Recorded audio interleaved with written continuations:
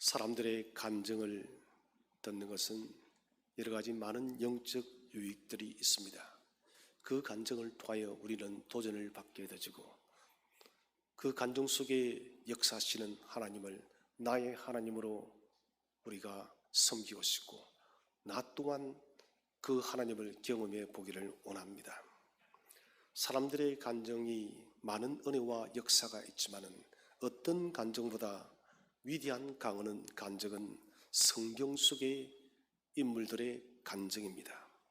성경 속에 나타난 수많은 믿음의 위인들의 간증들은 아무리 오랜 세월이 지나도 우리에게 변함없는 도전과 위로와 용기를 줍니다.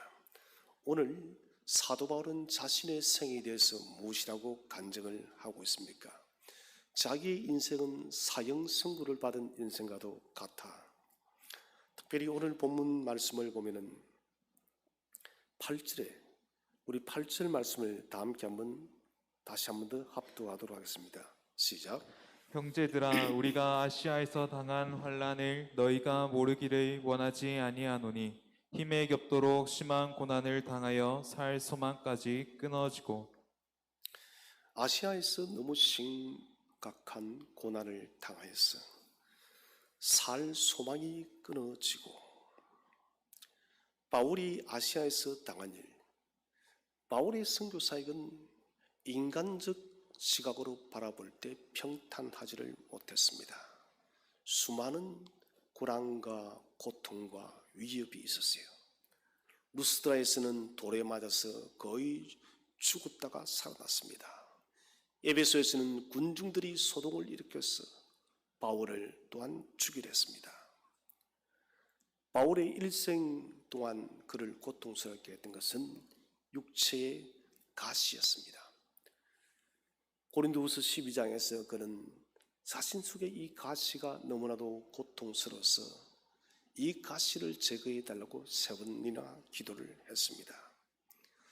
오늘 그는 본문 말씀에서 나의 인생은 마치 사형 선고를 받은 것 같았고 나는 아니 사형 선고를 받았다고 생각했다. 다시 말한다면 나는 더 이상 살 수 없다라고 생각을 했다는 것이에요. 힘에 겹도록 심한 고난을 당해서 살 소망이 끊어졌다. 다시 말한다면 한계 수치를 넘어섰다는 것이에요. 더 이상 내 인생의 생명에 대해서 내가 어떻게 더 이상 컨트롤을 할 수 있는 그런 힘이 없다는 것입니다. 누가 바라보더라도 바울의 인생은 이제 끝이 났다라고 생각할 수밖에 없게 되어졌다는 것이에요. 살 소망이 끊어질 정도의 고통, 이곳에는 깊은 탄식이 나타나고 있습니다. 길이 보이지 않습니다. 아무런 소망의 길이 보이지 않을 때 사람들은 탄식할 수밖에 없는 것이죠. 절망의 깊음 속에 빠지게 되어졌으니 사람이 무슨 살아갈 의미가 있겠습니까? 우리는 인생을 살면서 여러 가지 많은 시험과 고난을 겪게 되어집니다. 하나님께서는 우리에게 고난을 허용하십니다. 고난을 허용하시는 많은 이유들이 있지만은 그 중에 여러분 가장 큰 이유는 하나님만 의지하라는 것이에요.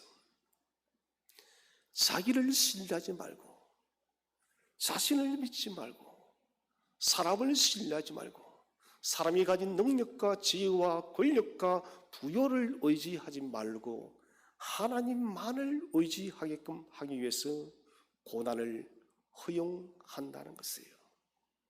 사도 바울의 선교 사역에 있어서 이토록 많은 사형 선고를 받은 것과 같은 그런 인생의 극한 고난을 허용한 이유가 뭐냐는 거예요. 그것은 하나님만 의지해라. 바울아, 너는 너 자신을 신뢰하지 말고 너가 가진 지식과 지혜와 능력과 힘을 의지하지 말고 여호와 하나님을 신뢰하라는 것입니다. 그렇다면 우리가 첫 번째 주제로 생각할 것은 우리가 자기 신뢰를 버리기 위해서, 자기 신뢰를 버리고 하나님만을 의지하기 위해서 우리가 해야 할 일이 무엇입니까? 자기 신뢰란 것은 모든 사람이 보편적으로 걸리기 쉬운 아주 무서운 병입니다. 조금만 자기에게 탁월한 점이 있으면은, 조금만 사람이 뭔가 일이 잘 풀리기 시작하면 사람은 자기의 능력인 것처럼 생각합니다. 오늘 이 본절이 바울이 자기를 신뢰한다는 말은 아닙니다. 그러나 바울은 자신이 살 소망이 끊어질 듯한 이 상황까지 도달해 보니 그는 알게 되어졌다는 것입니다. 하나님께서 자기의 인생 속에서 끊임없이 요구하는 것이 무엇인지를, 그것은 다른 어떤 것이 아니라 바울아, 너를 믿지 말고 너를 신뢰하지 말고 너는 생명 다하는 그날까지 나 여호와를 의지하라는 것을 바울은 사형 선고 받은 것 같은 이 상황에서 더욱더 깊이 깨닫게 되어졌다는 것입니다. 바울의 인생을 주께서 만지시기 전과 후는 극과 극입니다. 우리 주님께서 바울의 인생을 마치기 전에 바울은 어땠습니까? 그는 살기가 등등했습니다. 기세가 대단했습니다. 정통 바리새파의 가문에서 태어났고 최고의 대학을 나왔고 최고의 학문을 가졌고 장래가 촉망되어지는 아주 탁월한 인물이었습니다. 그는 정말 예수 믿는 사람을 박해하기를 쉬지 않았고 스데반 집사를 그는 돌로 쳐 죽이는데 가장 앞장섰던 사람이었습니다. 그 일도 모자라서 그는 다메섹까지 원정을 가서 예수 믿는 사람을 잡아서 죽이기로 작정했던 사람이에요. 다메섹에서 저고의 그 빛나는 태양 가운데 태양보다 더 강렬한 빛으로 나타나신 예수를 그는 만나게 되었습니다. 너무나도 강력하게 나타난 예수 그리스도를 만나는 순간 그는 눈이 멀어버렸고 3일 동안 먹지도 마시지도 못했습니다. 바울의 인생에서 다메섹에서 만났던 그 예수 그리스도, 3일간에 먹지도 마시지도 못하며 보지도 못했던 그 시간은 바울의 자기 신뢰, 바울의 모든 인간적 교만이 다 무너지는 시간이었습니다. 하나님께서 바울의 인생을 만졌던 시간과 만지기 전과의 시간은 완전히 달라요. 기세에 등등하고 교만하고 자기 신뢰, 자기 의지, 자기에 대한 절대적 믿음을 가지고 있던 그 바울이 이제는 그 모든 교만과 자기 의지와 자기 신뢰를 다 배설물처럼 버렸습니다. 그 속에 남은 것은, 바울에게 남은 것은 예수 그리스도 한 분밖에 없었습니다. 오늘 바울이 말하는 아시아에서 당한 고난은 평생 당했던 그 고생 중에서 가장 극도의 고통이었습니다. 우리도 인생 80, 90, 100년을 살면서 여러 가지 많은 고단의 길들이 있지만은, 고단의 시간들이 있었지만, 어쩌면 정말 지금까지도 우리가 잊혀지지 않는 큰 고단의 시간이 있었을 것입니다. 바울에게 있어서는 바로 아시아에서 당했던 엄청난 고난과 핍박이었습니다. 이 아시아에서 당했던 사형 선고 받은 듯한 그 고난을 통해서 바울은 더 깊이 주님을 신뢰하게 되어졌고, 자신 속에 남아있던 모든 자아와 교만과 모든 인간적 모든 생각들이 가루처럼 먼지가 되어서 사라졌다는 것이에요. 우리는 항상 기도해야 됩니다. 하나님, 나 자신을 신뢰하는 것을 없게 해 주옵소서. 하나님, 내 인생 살아가는 동안 나 자신을 신뢰하지 않게 하게 하시고 오직 주님만 신뢰하게 해 주세요. 주님, 나의 인생을 먼저 주님이 터치해 주십시오. 주님이 내 인생을 만지셔서 나의 자와 나의 교만, 나의 높음이 다 사라지게 해 주옵소서. 자기 신뢰의 힘이 강해지기 전에, 자기 신뢰의 마음이 여리고 성이 되기 전에 우리는 이 마음을 무너뜨려야 됩니다. 주님께서 우리를 터치할 수 있도록 우리는 주께 우리의 마음을 드려야 됩니다. 이제 우리가 자기 신뢰를 버리기 위해서 해야 될 첫 번째 일은, 자기 자랑의 전리품이 아무리 많아도 자기 신뢰를 버려야 됩니다. 내가 나에 대해서 자랑할 것이 많을지라도, 내가 정말 나를 바라봐도 이렇게 자랑할 것이 많아 내 인생의 전리품이 아무리 많다 할지라도 자기 신뢰를 버리라는 것입니다. 사도 바울은 어떤 사도보다 수고를 넘치도록 했습니다. 복음 때문에, 예수님 때문에 매도 수없이 받았고, 물의 위험, 강도의 위험, 도적의 위험, 동족의 위험, 가는 곳곳마다 그는 엄청난 핍박을 받았습니다. 자신의 잘못 때문에 받은 핍박이 아니에요. 의로운 핍박이었습니다. 복음 때문에, 예수 때문에, 그리스도 때문에 그런 엄청난 고난을 바울은 받았다는 것이에요. 훈장을 달아준다면 훈장을 달 곳이 없을 정도로 그는 복음의 훈장, 그리스도의 훈장이 온 몸 전체에 달려있는 사람이에요. 자기 자랑, 자기 신뢰, 내가 이만큼 일을 했더라고, 내가 이렇게 많이 그리스도 때문에, 복음 때문에 고난받았다고 그는 충분히 자랑하고 나타낼 수가 있습니다. 그러나 바울은 그렇게 살지 않았습니다. 그는 자기 인생의 마지막에서 뭐라고 고백합니까? 나는 죄인 중에 괴수라고. 바울은 살아가면 살아갈수록 자기 인생의 복음에 대한 의로운 훈장이 달리면 달릴수록 그는 나는 죄인 중에 괴수라고 자신을 더 작게 만들었던 사람입니다. 자신은 낮추고 자신의 삶을 배설물처럼 끊임없이 다 버리고 주 예수 그리스도만을 더욱더 존귀하게 여기고 주님만을 높인 사람이 바로 사도 바울입니다. 여러분, 바울 사에게 성례의 원동력이 바로 여기에 있습니다.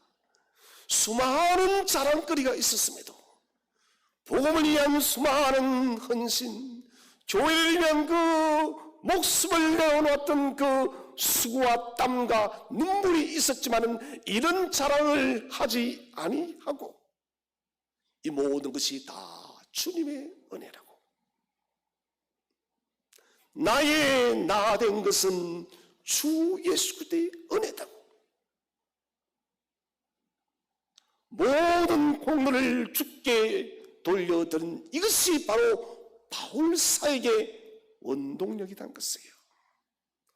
사랑하는 성도 여러분, 저는 저와 여러분이 복음을 위해서 수고하고 교회를 위해서 우리가 수고의 땀과 눈물을 흘리면 흘릴수록 그 헌신의 수고의 훈장들이 나의 힘이 아니라 주 예수 그리스도의 은혜로 이루어졌노라고 고백하는 저와 여러분 되시기를 바랍니다.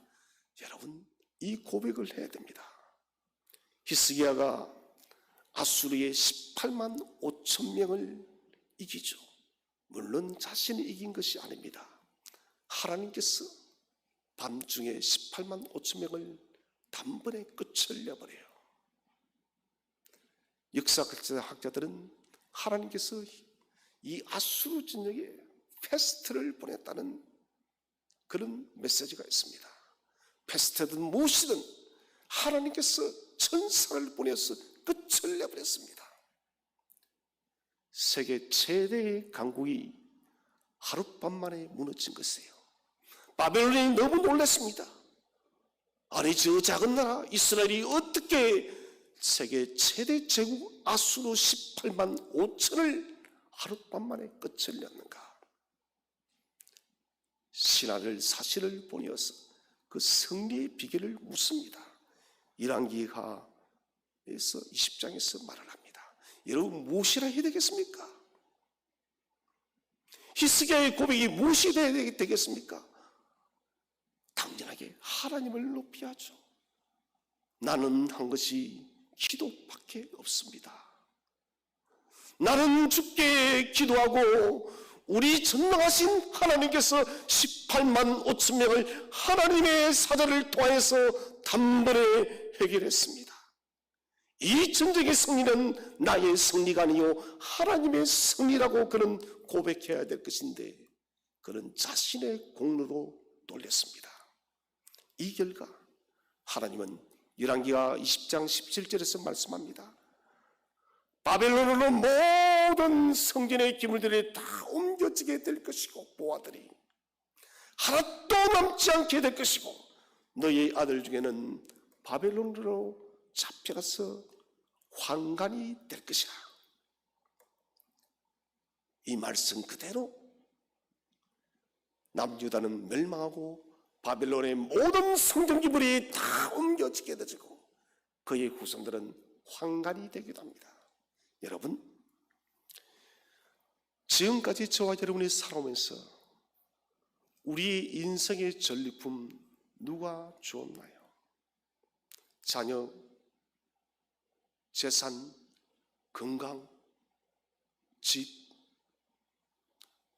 우리가 만든 것 아닙니다. 하나님께서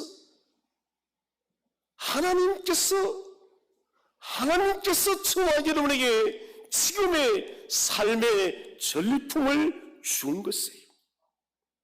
하나님이 주신 것이에요. 며칠 전에 가만히 생각했습니다. 지금까지 인도하신 하나님, 내가 지금까지 살아오면서 내가 이룬 것은 사실은 아무것도 없어요. 가정도, 교회도, 내 인생 걸음걸음도 하나님께서 하신 것이더라고요. 하나님께서 내 생의 전리품을 주지 않았으면 나는 아무것도 없다는 것이에요. 사랑하는 성도 여러분, 남은 인생의 걸음에서도 내게 주시는 모든 삶의 위대한 전리품은 전능하신 하나님께서 저와 여러분에게 공급하신 선물임을 믿으시기를 바랍니다. 두 번째로 우리가 해야 할 일은 마음과 생각을 그리스도께 집중하는 삶을 살아야 됩니다. 감당 불가의 시험, 감당 불가의 고난, 이건 메시지가 무엇일까요? 하나님 의지하라는 것입니다. 문제를 해결할 수 없는 상황을 인지케 하여서 하나님만 바라보게 하라. 저는 참 감사한 것이 하나 불과 며칠 사이에 있었습니다. 그것은 다른 무엇이 아니라 내 마음이 기도하지 않으면 견딜 수 없는 답답함을 주신 하나님께 저는 너무 감사했습니다. 무엇을 해도 마음에 평안이 없어요. 하루 종일 마음이 깝깝하여 견딜 수가 없는 것입니다. 여러분, 그 사인은 다른 것이 아니라 하나님께 기도하라는 사인이었어요. 주께 기도하는 그 순간 그렇게 내 마음에 가득 찼던 답답함이 한계가 사라지듯이 사라지더란 것이에요. 여러분, 하나님께서 우리에게 삶의 고난을 주는 것은 하나님을 바라보게 하는 사인입니다. 나 너 사랑해. 나 너를 기다리고 있어. 너 나를 의지해. 탕자를 기다리는 아버지의 마음처럼 하나님은 고난을 통해서 우리가 하나님을 의지하기를 촉구하고 있다는 것입니다. 하나님께서 가장 미워하는 죄 중에 하나가 자기 신뢰예요. 곧 이것은 교만입니다. 아담과 하와가 타락한 이유는 수없이 들었습니다. 하나님처럼 되기 위해서. 이게 한 단어로 표현하자면 교만입니다. 저는 어젯밤에 그런 생각을 했습니다. 아, 나는 정말 행복한 사람이구나. 돈이 많았어요? 아니요. 돈도 없거니와. 건강했어요? 아니요. 저는 그렇게 건강하지도 못합니다. 내가 내 인생의 삶이 하나님 안에 간다는 것이 저는 너무 감사했습니다. 불완전한 나의 인생을 바라보니 나는 너무너무 불편한 존재인데 이 불완전한 투성이의 인생이 하나님께 의지되어지고 하나님께서 내 인생을 지키고 있다는 그 사실이 너무너무 감사했다는 것입니다. 여러분, 자기 신뢰를 버리십시오. 아담과 하와는 교만하여서 선악과를 먹다가 여러분 씻을 수 없는 죄의 결과를 인류에게 안겨주었습니다.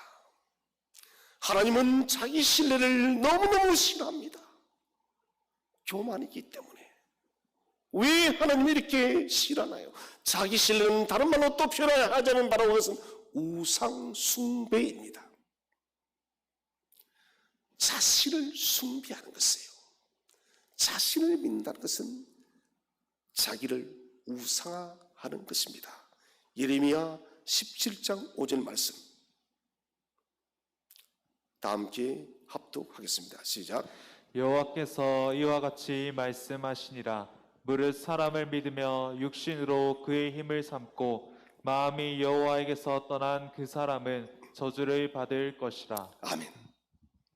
무릇 사람을 믿으며 육신으로 그의 힘을 삼고 자신을 믿고 자신의 지혜, 자신의 능력, 자신의 권력, 자신의 부여를 힘을 삼는 사람은 무릇 여호와를 떠난 사람이라.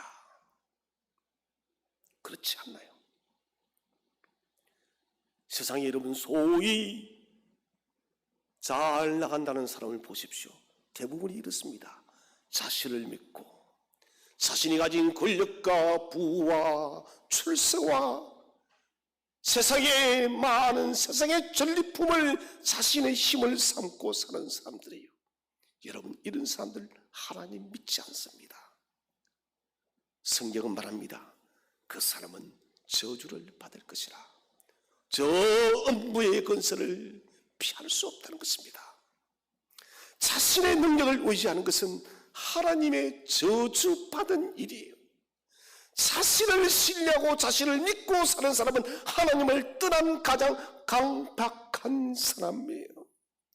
그래서 자신을 의지하는 것은 곧 우상 숭배하는 것과 똑같은 일인 것입니다. 우리는 어떻게 해야 될까요? 시편 62편 8절 말씀 시작.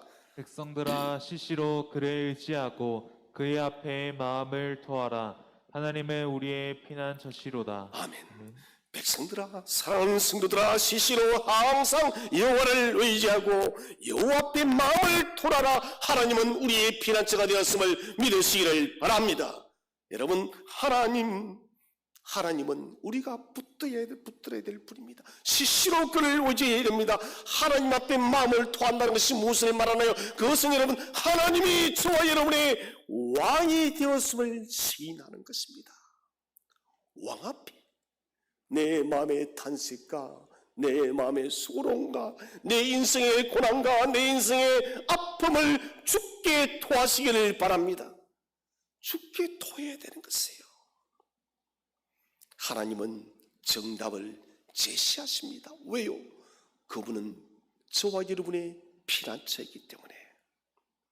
사랑하신 여러분, 피난처 되시는 하나님께만 집중하시기를 바랍니다. 하나님께만 집중해야 돼요. 내가 가진 것들에, 내가 가진 힘들에 다른 사람들에게 이름 집중하게 되지만 우리는 하나님이 우리의 피난처가 될 수가 없습니다. 그러므로 우리는 흩어지는, 분산되지는 모든 마음을 여호와 하나님 한 분께만 집중해야만 그분이 저와 여러분의 피난처가 된다는 것입니다. 미국에 어바인 대학이 있습니다. 이 어바인 대학에 마크 교수님이 계시는데 직장인들의 집중력이 3분이 납니다. 3분 정도 집중력이 있고 그 이후부터는 또다시 집중력이 흩어진다고 해요. 흩어진 집중력을 다시 모으기 위해서는 여러분 무려 23분의 시간이 필요하답니다. 한 번 집중력이 흩어지게 되면 여러분 23분, 무려 여러분 8배의 시간이 더 요청되어지는 것입니다. 분열된, 분산된 집중력을 회복하는 데는 많은 시간이 소비되어집니다. 사랑하신 성도 여러분, 우리의 마음에 단순한 마음을 소유하시기를 바랍니다. 무리로 그랬던 베드로, 단순한 마음이요. 주여 당신이거든 나로 무리로 걷게 하소서. 단순한 마음을 가졌을 때 그는 무리로 걸었지만 그의 생각이 복잡해졌을 때 베드로는 물 아래로 빠져갔던 것입니다. 여러분, 그리스도께만 집중하는 단순한 마음을 소유하시기를 축원을 드립니다. 하나님만이 저와 여러분의 인생의 유일한 해결자 되었음을 믿으시기를 바랍니다. 하나님만이 우리의 인생의 해결자입니다.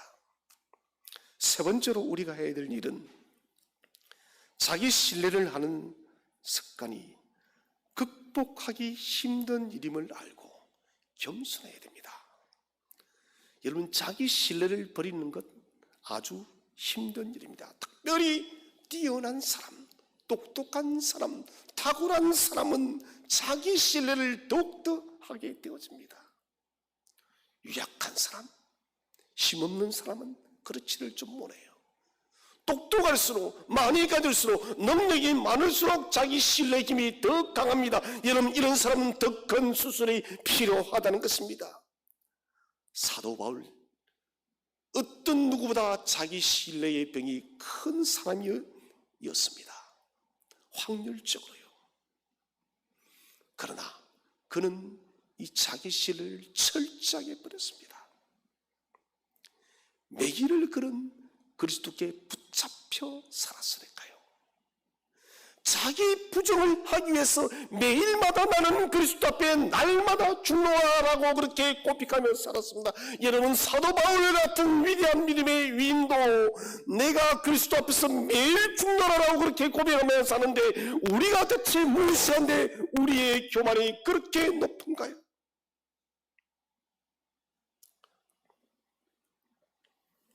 사람은 자신을 의지하는 습관이 아주 강합니다. 열정적이고 충성스럽고 큰 일꾼일수록 자기 신뢰의 병이 클 수가 있습니다. 자신의 길을 만든다고 생각합니다. 내가 무엇을 해야 된다고 하는 그런 생각이 항상 도사리고 있습니다. 하나님께 묻지를 않아요. 자신의 지혜와 자신의 능력이 더 바르다라고. 여러분, 우리가 똑똑해봤자 얼마나 똑똑하겠습니까? 하나님의 어리석은 것보다 사람의 지혜로운 것이 하나님보다 못하다 했습니다. 하나님은 어리석을 수도 없지만은 하나님의 그 깊은 지혜와 지식의 부유함을 우리 인간이 어떻게 따라갈 수가 있겠습니까? 이것은 불가능한 일이에요. 그럼에도 불구하고 자기 스스로를 하나님과 동등한 위치에 두어서 살아가는 어리석은 자기 신뢰자가 많이 있다는 것이에요. 사람은 나이가 들어가면 들어갈수록 명예심이 점점 높아집니다. 명예 때문에 예수님을 파는 사람도 많이 보게 되어집니다. 명예 때문에 하나님을 여러분 멀리하는 사람도 저는 많이 보았습니다. 몸은 교회당에 남아있지만은 그 마음은 하나님이 없어요, 여러분. 사람들의 존경과 관심과 인정을 받기 원하는 마음. 여러분, 물론 우리가 욕을 듣는 것보다 존경과 사랑을 받아야 되겠죠. 그러나 이것은 그냥 주께서 주셔야 돼요. 저는 저와 여러분이 하나님의 은혜의 선물로 사람들의 존경과 사랑을 받으시기를 바랍니다. 하나님 은혜로 받아야 돼요. 그런데 내가 그것을 받기 위해서 애쓰는 것은 교만이에요. 애굽에서 400년 동안 살았던 이스라엘 백성들, 이들은 노예 습관을 잊지를 못했습니다. 애굽의 풍요로운 것들을 그들은 광야에서 늘 그리워했습니다. 애굽에는 먹을 것이 많은데 고기도 반찬도 많고 파도 부추도 마늘도 있고, 애굽에는 나일강의 그 풍요로운 아름다운 물도 있는데 우리는 왜 이 광야에서 이렇게 고생을 해야 되냐고.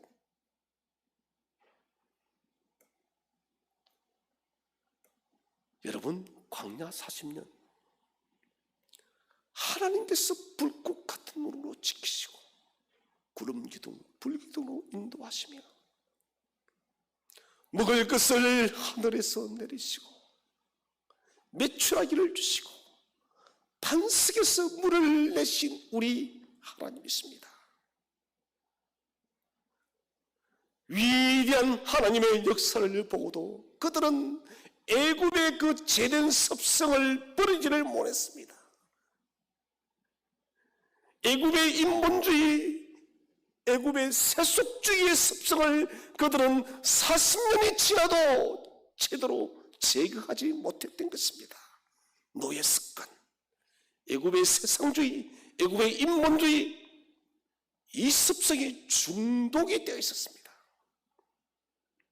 사람이 중독이 되어지면 자율성이 없습니다. 중독되어진 그 무언가 때문에 스스로를 통제하지 못하는 것입니다. 독립적인 사고 판단 능력이 사라집니다. 잘못된 중독은 정상적 생활을 할 수가 없어요. 여러분, 중독되어지면 반드시 누군가의 도움을 받아야 돼요. 알코올 중독자가 스스로 못 고칩니다. 마약 중독자가 여러분 스스로 해결을 못합니다. 반드시 여러분 전문 치료의를 통하여서 그 중독에서 벗어나야 됩니다.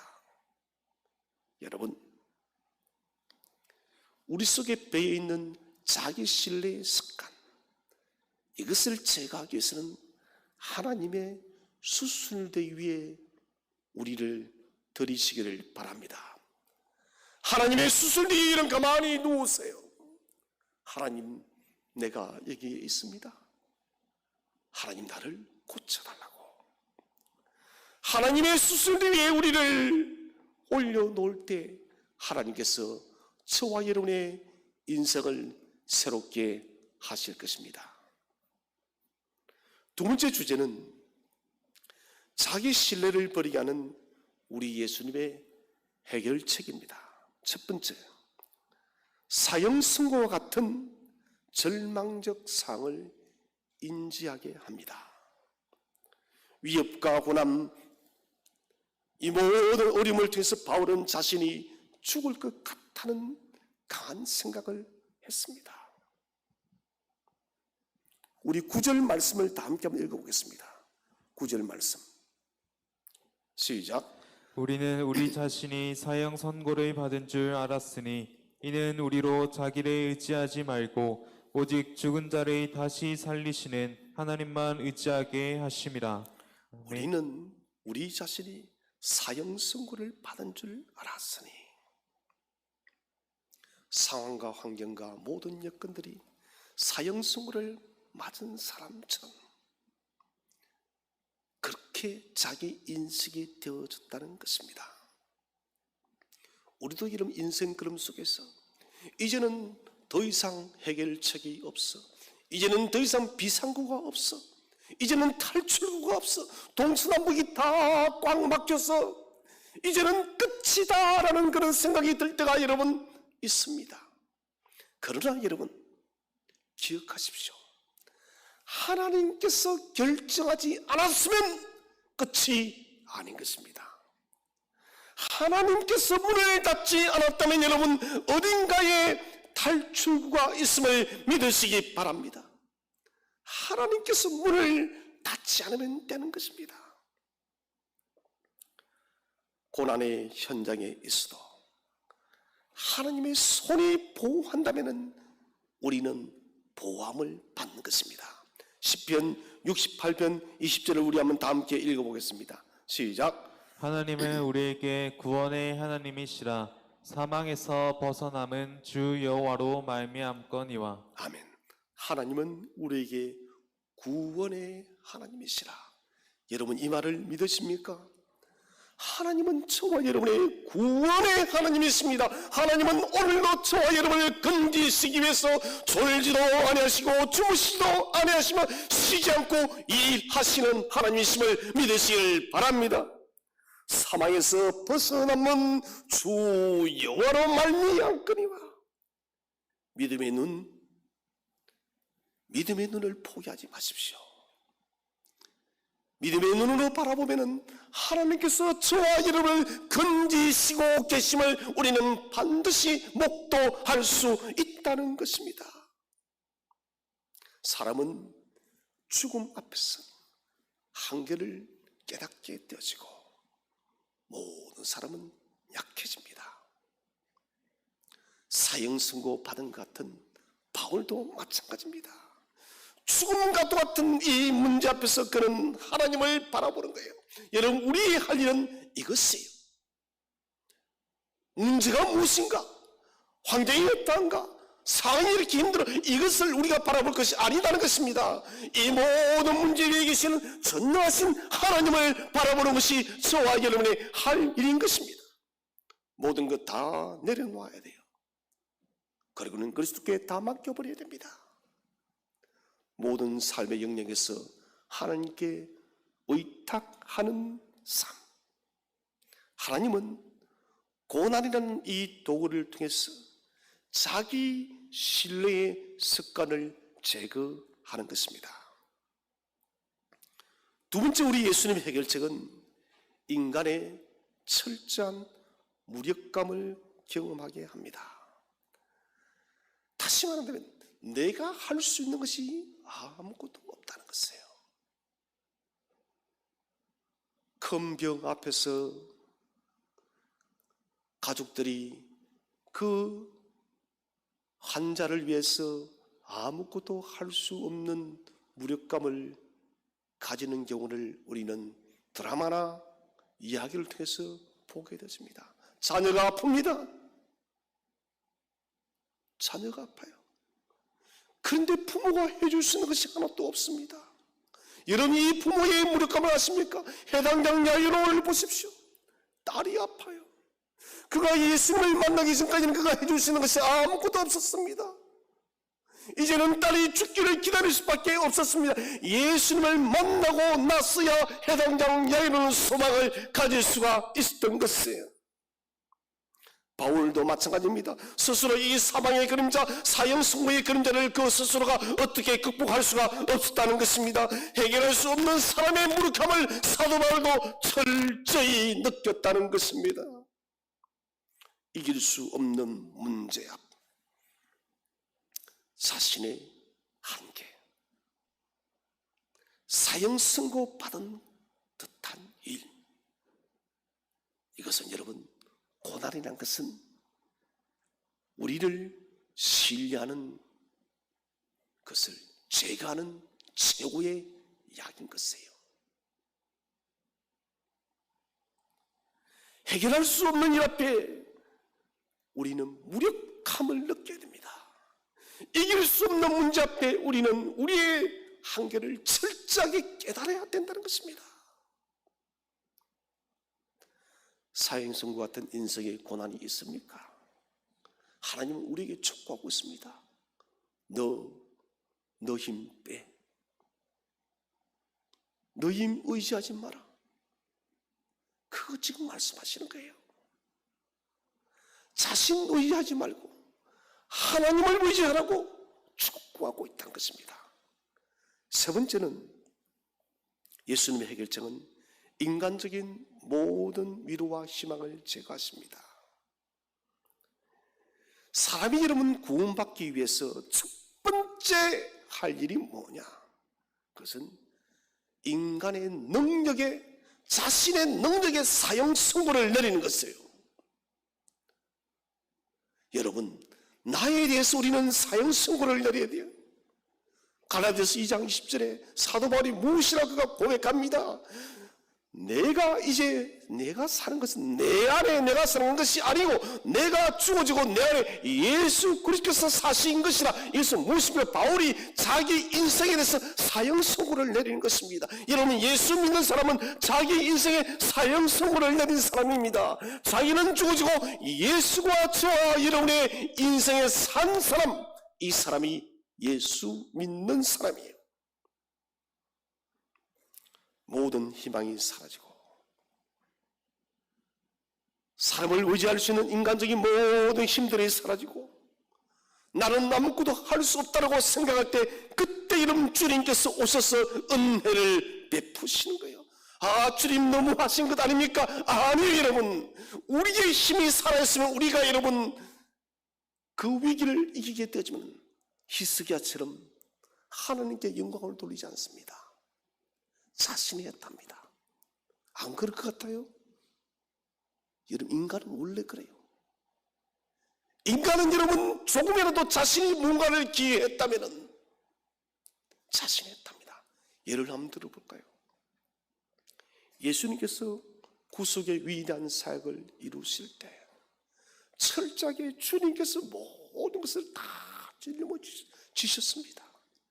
인간의 모든 죄와 슬픔과 아픔과 절망과 그 모든 것을 저 골고다 십자가에 짊어지시고 십자가에서 죽으신다는 것이에요.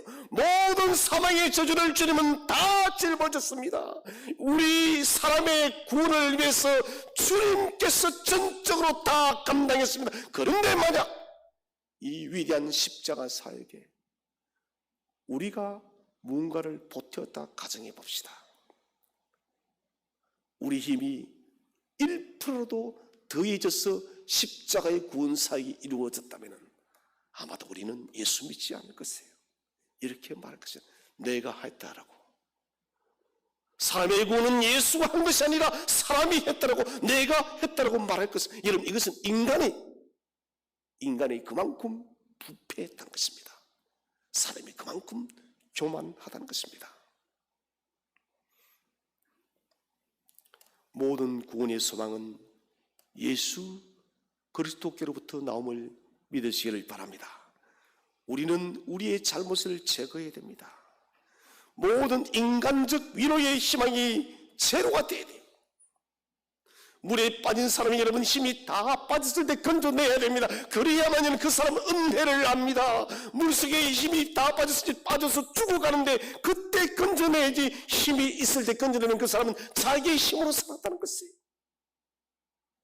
이만큼 사람은 바벨탑 쌓기를 좋아합니다.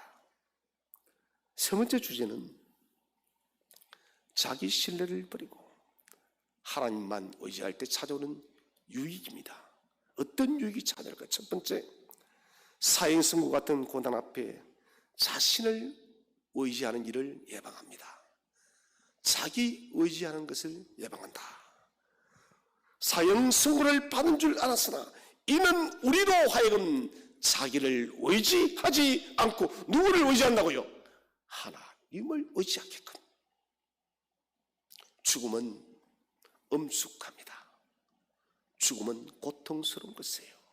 그러나 우리를 진실하게 하는 효력을 가지고 있습니다.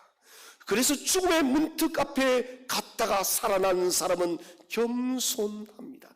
큰 수술을 받아서 살아난 사람은 겸손합니다. 왜요? 죽음 앞에 인간의 그 한계를 철저히 깨달았기 때문에.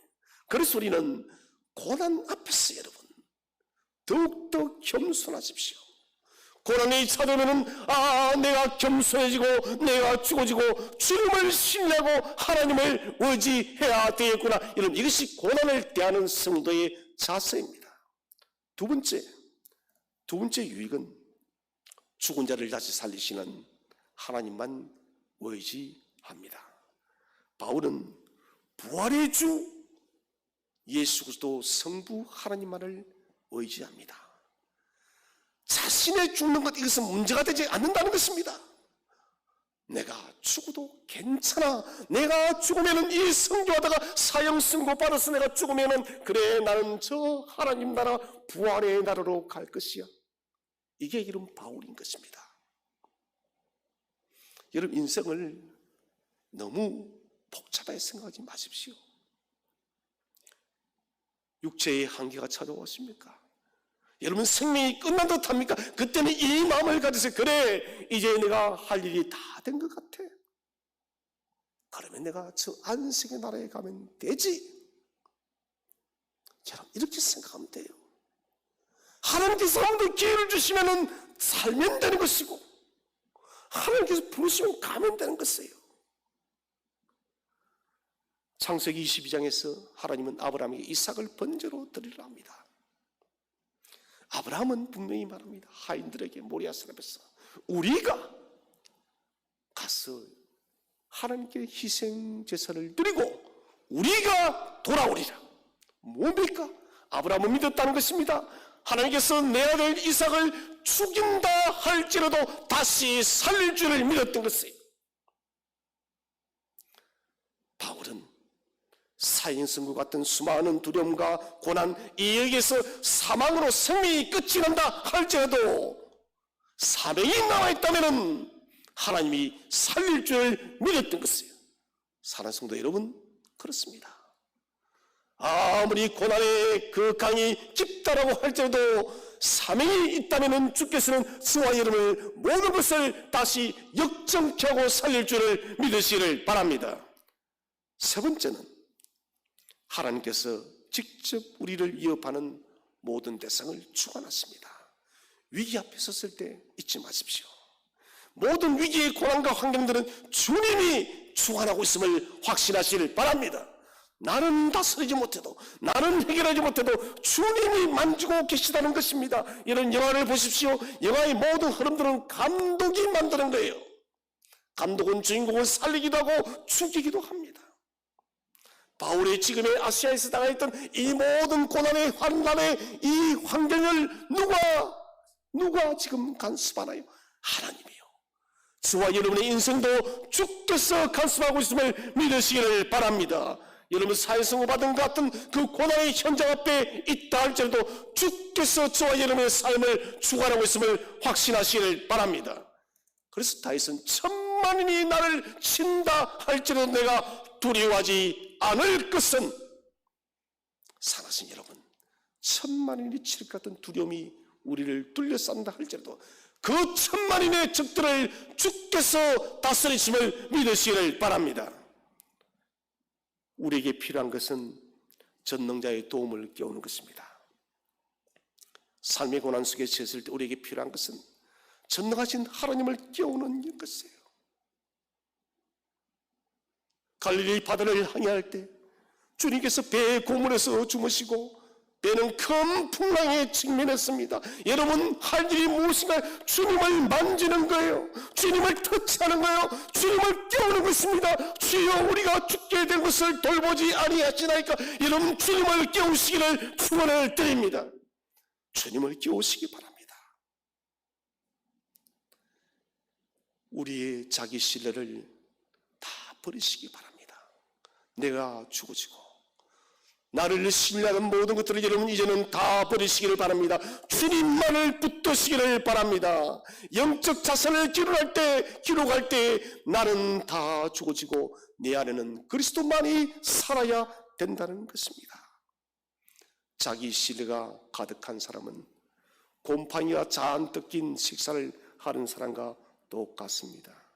사랑하는 성도 여러분, 고난이 많은 현실의 삶들입니다. 사형선고 받은 것 같은 인생의 큰 문제 앞에 있다 할지라도 우리가 우리 신뢰를 다 버리고 오직 전능하신 하나님만을 의지함을 통해서 우리에게 주어진 이 인생의 모든 일들을 하나님 의지하여 승리하는 저와 여러분 되시기를 주의 이름으로 축원드립니다.